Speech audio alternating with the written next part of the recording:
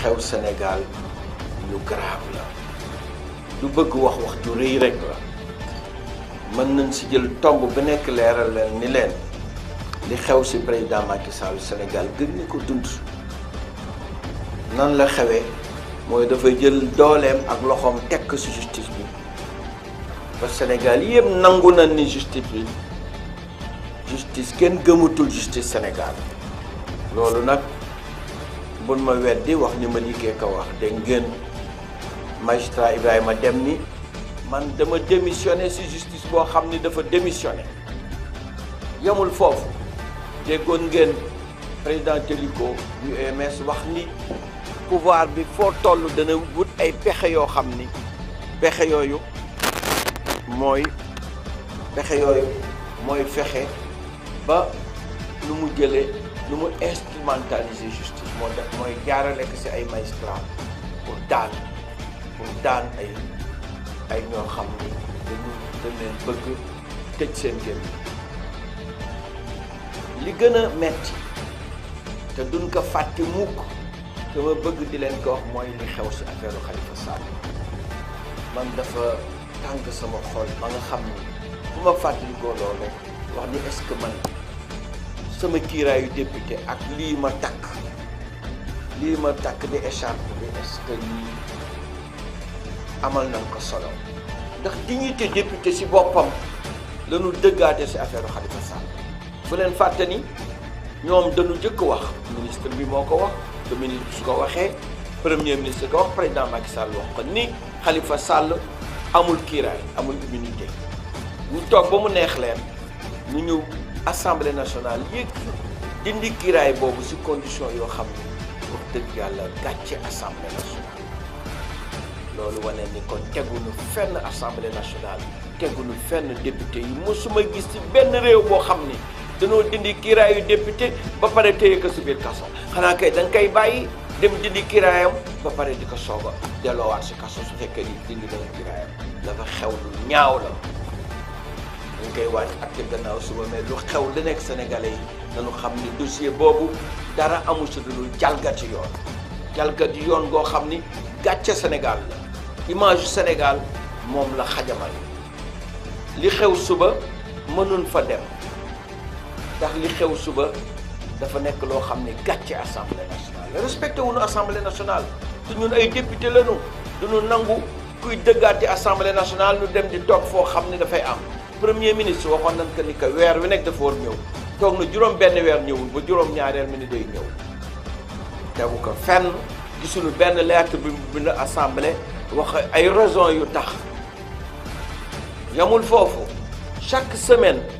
waroon na am ay questions écrites ay questions orales fukki fan yu 15 jours yu nekk fukki fan ak juróom yu nekk waroon na am ay questions d'actualité jëm si ministre yi weer wu nekk ay questions yoo xam ni premier ministre mooy ñëw assemblée ak gouvernement loolu dara amu si alors que constitution bi nu mujj def dañu wax ni ñun ñooy contrôler action wu gouvernement bi contrôler wuñu dara amuñu lenn lu noo contrôler danoo ñëw xëpp suñu bët ay suuf indi nu ay textes yoo xam ni pour nga comprendre que leneen ngay daj man damay mujj wuti ay experts li ma see lijjanti ak di ko wax damay jëlee expert député ya fa nekkoon fi lu dul tàccoo woote li gën a graaw mooy dañu wax ni ñun ñoo war évaluer les politiques publiques gis ngeen assemblée sëqi benn jéegoo jëme si loolu pour wane ni assemblée bi ñoom duñ fa ñëw lu dul fekkee ni dañu am ay loi yu noo voté mais gannaaw loolu gisu leen benn yoon ñu ñëw assemblée nationale pour man leeral askan wi pour ñëw wax ak askan wi naam assemblée nationale am na si wàll parce que ñoom suñu ñëwul war nañ leen woo kooku dama koy wax mu leer waaye nag ki yor ci gël guy gu metti nag ba tey Sénégal war nañ ko laaj yëf yi lu waral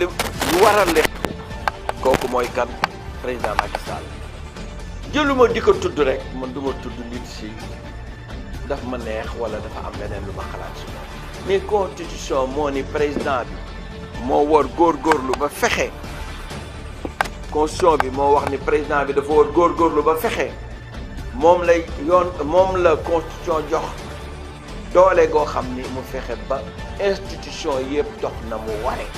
benn institution doxul justice ñi ngay jooy kenn gëmutul justice bi gis ngeen conseil constitutionnel ni mu jalgatee pouvoiru assemblée nationale yeewu nu jëm élection ñoom ñu jël modifier la loi alors que loi kenn mënu ko voter loi kenn mënu ko voter Sénégal lu dul assemblée nationale bi ma ko posé ministre bi lan la ma wax dafa moduler la loi ma ni que même moduler waru ko def moom koy liggéey mooy loi bi ànd naa constitution bi dëppoo naa constitution bi wala dëppoo wala constitution bi li gën a grave barki dee bu ñu yeewu rek ni 1200 milliards jëlee nañ ko sur le marché leb nañ ko ba pare nag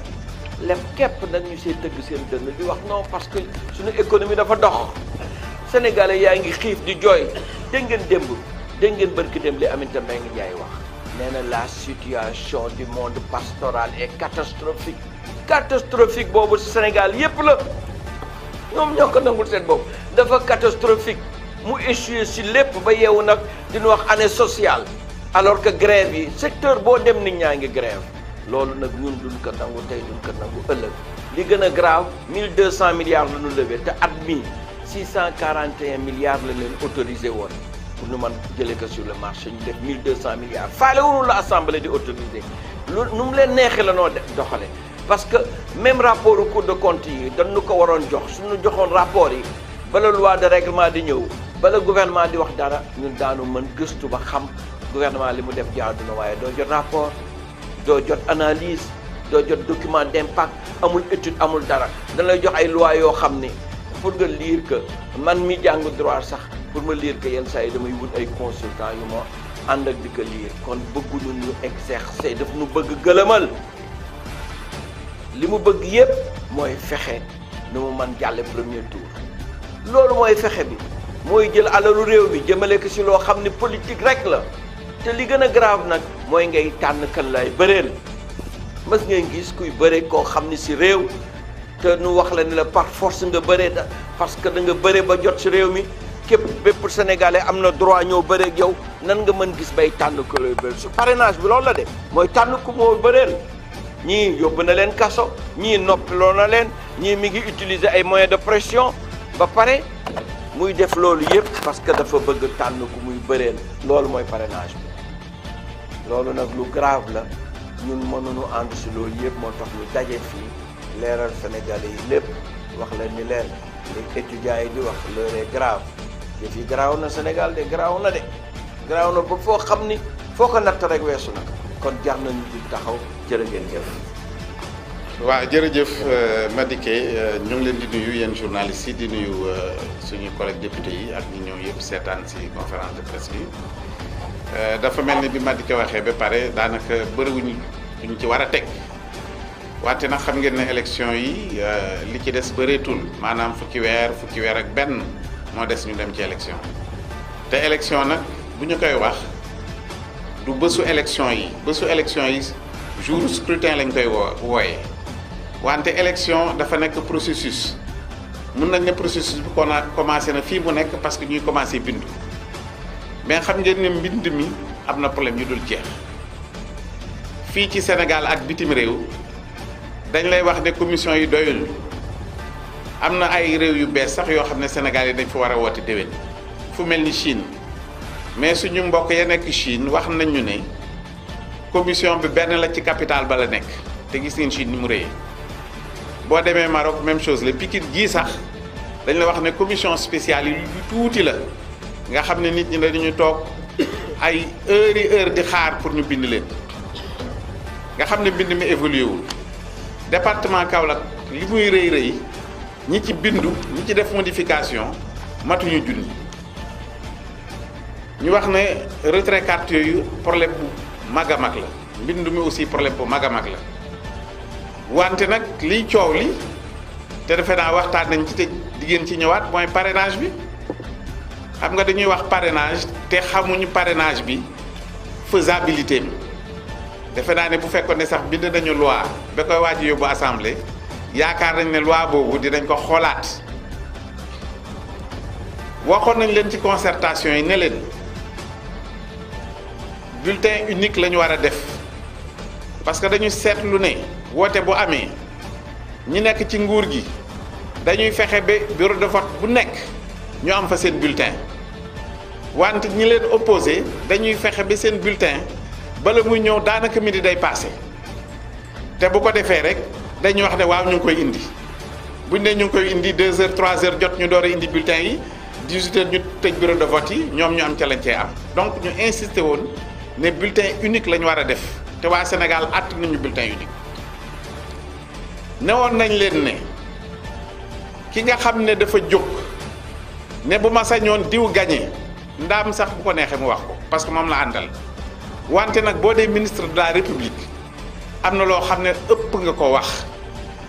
booy wax da nga war a waxal askan wi yépp ñu ne nag ñun dañu war a am autorité boo xam ne dafa nekk te de njaaxaanaay faralul kenn moo war a toppatoo élection yi te loolu ñu ngi ci taxaw ba léegi waxoon nañu aussi ne pour nit ñi bañ jël alalu nguur gi di ko campagne parce que loolu moo am ñu fexe ba parti bu bugg a dem élection ñu am lu ñu la jox pour sa parti pour sa campagne ñëpp yem wante bu ñu ko deful da ngeen di gis ñoo xam ne dañuy tibb ci keesu nguur gi campagne ko joxe xaalisu askan wi pour ñu woteel leen te ñu ne loolu jaaduwul waxoon nañu nit ne opposition bi dafa war a am koo xam ne mooy jàkkaarloo ñi nekk ci nguur gi nga xam ne événement bu xew amee maanaam fête de l'indépendance tal leneen ak leneen bu nguur gi nekkee fii opposition bi am ku leen fa taxawal loolu aussi dañ coo wax rek dem nii am na nag yeneen problème yoo xam ne sama naataango yi muy front social beeg yooyu war nañ ci mën a waxtaan ak yéen donc naa leen jox kàddu gi ñu continuer waxtaan wi maa ngi leen di gërëm. donc président ñu ngi lay gërëm ñu ngi lay sant parce que initiative bi nga am bu ànd ci ak député non inscrit ñun ñu ngi lay gërëm te dañu ne rek ay député la ñu tudd ñu takk sunu écharpe pour wane ni yéen askan wi de yéen a ñu ni woon dem leen ba ñu demee nag fekk nañ fa assemblée boo xam ne feebaru sax dafa ëpp feebaru rek dafa ëpp ndax assemblée boo xam ne ñoom def nañ seen constitution wëlbati nañ la ñu bëgg a wëlbati bañ ko wëlbatee nee nañ jox nañ assemblée kàttanu seet lan la nguur gi di doxal wante nag ñemewuñu leen de ñemewuñu nguur gi bay xool lu nguur gi doxal ak lu nguur gi doxal ñun daal wokk dox lañ fa nekk loolu nag ñun duñ ko nangul kenn kuy wokk sa dox na wokk sa dox mais duñ ko tey premier ministre bi dafa wàcc waru garam parce que depuis juróom-ñaari weer assemblée baa ngi fonctionné te weer wu nekk waroon na ñëw ñu wax ak moom waxuma la wax ak moom mais dafa am yeneen question yoo xam ni ñu nga fa ni jonn te kenn waxu ko xale yaa ngi jeex ñu ngi dal ci kaw xale yi kër yëpp boo demee tiitaange lañu ne xale yi ci seen bopp sax dañoo tiit di yeddan ñu dugal question boo xam ne du question écrite du question orale dañ ne ci saase dafa jampaay bi moo tax ñu tudde ko question d'actualité ñu teg ko fa nanguwuñ cee woone ñu ngi nekk ci mbedd mi di wax ak garab yi ñun nag ñu ngi leen di xaar assemblée bu ñëwee fa la ñuy fekk monsieur le président ngeen tudd loo xam ne lu doy waar loo xam ne dafa jalgati constitution dañ ni parrainage ñoom dañoo ne woon dañoo verrouillé ñoom ñoo ni dañoo verrouillé biñ defee référendum bi ñuy verrouillé dañ ni lépp loo xam ne mu ngi jël ci anam yi nga xam ne moom la ñuy tabbe njiitu réew te mbiru parrainage bi dañ koo boole ci anam yi ñuy tabbe njiitu réew ñu ni dañ koo jiire ci anam yi nga xam ne moom la ñuy taxawal nguur bi ñu ni dañ koo jëmale ci mandat yi nga xam ne moom la président bi war a def mooy ñaari mandat yu tegle ñu ni loolu def nañu article alinéa 7 bu article 103 boo xam ne loolu kenn dootu ko laal ti faa xan kenn dootu ko laal araam na ti faa xan kenn dootu ko laal ah waaw bu fekkee ne anam yi ñuy fale njiitu réew parrainage ci la bokk kon waratuñ koo laal ñoo ko waxoon comme ñoo ko waxoon nag ñoo koy assumer ñoo ko sombi ñoo koy naan bu dee lem la ñoo koy mar bu dee kaani la ñoo koy sifi mais ñun duñ leen may dara